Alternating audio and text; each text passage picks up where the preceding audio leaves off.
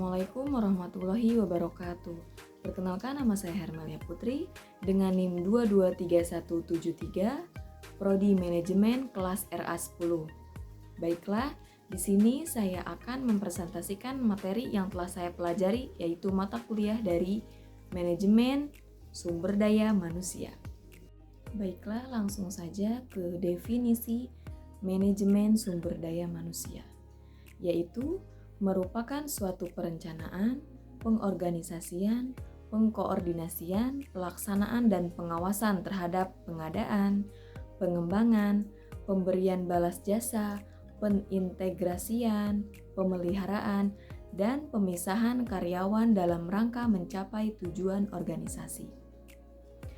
MSDM atau Manajemen Sumber Daya Manusia juga sebagai pendaya gunaan, pengembangan penilaian, pemberian balas jasa. Adapun peran manajemen sumber daya manusia dalam organisasi ialah sangat penting karena sebagai motor penggerak dan pengelola sistem agar dapat berjalan dengan baik. Maka dari itu, pengelolaannya harus memperhatikan aspek-aspek penting, yaitu seperti pelatihan, pengembangan, dan motivasi. Dalam hal ini, sumber daya manusia dijadikan sebagai salah satu indikator penting pencapaian tujuan organisasi secara efektif dan efisien. Menurut salah satu ilmuwan, yaitu bernama Robin, mendefinisikan analisis pekerjaan sebagai suatu bentuk pengembangan uraian terperinci dari tugas-tugas yang harus dilakukan dalam suatu pekerjaan. Penentuan hubungan dari suatu pekerjaan dengan pekerjaan yang lain, dan penentuan tentang pengetahuan, keterampilan, dan kemampuan-kemampuan lain yang diperlukan oleh karyawan untuk melakukan pekerjaan secara efisien dan efektif. Perencanaan strategis berhubungan dengan perspektif jangka panjang dan secara otomatis mengalir ke dalam perencanaan operasional perusahaan. Kemudian, perencanaan operasional memiliki perspektif jangka menengah dan pendek yang berkaitan dengan program tertentu yang merencanakan jenis, jumlah sumber daya manusia yang dibutuhkan, struktur organisasi, rencana sukses, dan pengembangan sumber daya manusia di samping rencana-rencana tertentu untuk menetapkan rencana yang strategis. Adapun langkah-langkah perencanaan sumber daya manusia yaitu melalui orientasi, pelatihan, melakukan penilaian, penghargaan, promosi, transfer, penurunan pangkat, dan pemisahan. Kemudian ada rekrutmen dan seleksi. Ada dua sumber utama rekrutmen yang biasa digunakan. Yang pertama ada sumber internal. Rekrutmen internal melibatkan penawaran posisi kepada karyawan yang sudah ada di dalam perusahaan. Bentuk rekrutmen ini bisa berupa promosi atau mutasi. Dan yang kedua ada sumber eksternal. Sumber eksternal ini melibatkan pencarian kandidat dari luar organisasi. Beberapa metode yang digunakan dalam rekrutmen eksternal ialah iklan lowongan kerja, situs pencarian kerja, media sosial, dan kerjasama dengan lembaga pendidikan. Dan ada pun tahap-tahap seleksi yang biasa dilakukan adalah yang pertama ada penyaringan berkas. Penyaringan berkas adalah langkah awal dalam proses seleksi. Pada tahap ini, perusahaan akan meninjau dokumen yang diajukan oleh kandidat seperti kurikulum vitae, resume, dan surat lamaran kerja. Kemudian yang kedua ada wawancara. Wawancara merupakan salah satu metode utama dalam proses seleksi, di mana kandidat dan pewawancara biasanya perekrutan atau staf HRD saling berinteraksi secara langsung. Dan yang ketiga ada tahap seleksi. Beberapa perusahaan mungkin menggunakan tes seleksi untuk menilai kemampuan atau karakteristik kandidat secara lebih objektif.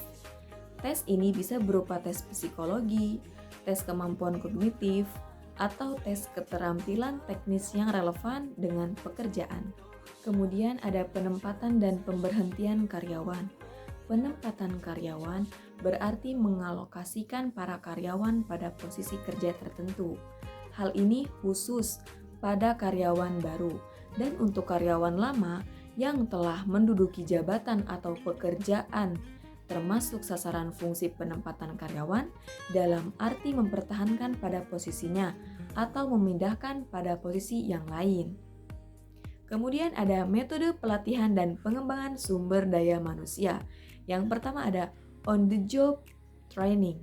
Pelatihan langsung di tempat kerja seperti mentoring, coaching, atau proyek khusus. Dan yang kedua ada off the job training. Pelatihan di luar tempat kerja seperti kursus, seminar, atau workshop lainnya. Dan yang ketiga ada e-learning. Pelatihan berbasis online seperti melalui platform pembelajaran online atau video tutorial.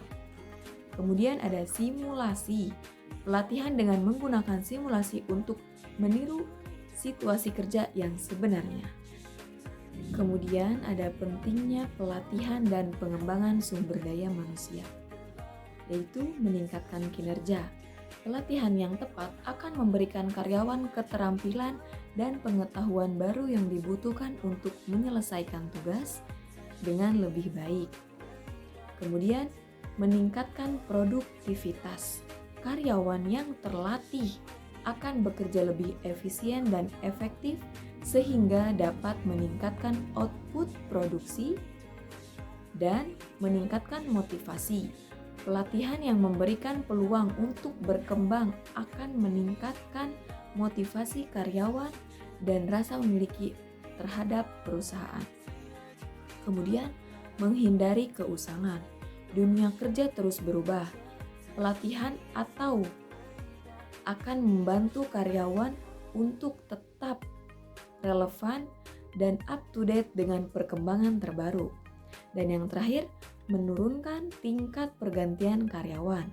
Karyawan yang merasa dihargai dan memiliki peluang untuk berkembang cenderung bertahan lebih lama di perusahaan tersebut. Adapun cara-cara etika pemberhentian karyawan. Yang pertama ada berikan alasan yang jelas dan spesifik, kemudian lakukan secara langsung dan tatap muka, jaga kerahasiaan, berikan kesempatan untuk bertanya, siapkan segala sesuatu yang diperlukan, perlakukan dengan hormat dan manusiawi, berikan hak-hak karyawan sesuai aturan, dan tawarkan bantuan. Baiklah, mungkin hanya ini yang dapat saya sampaikan. Kurang dan lebihnya mohon maaf yang sebesar-besarnya. Wabillahi taufiq wal hidayah. Wassalamualaikum warahmatullahi wabarakatuh.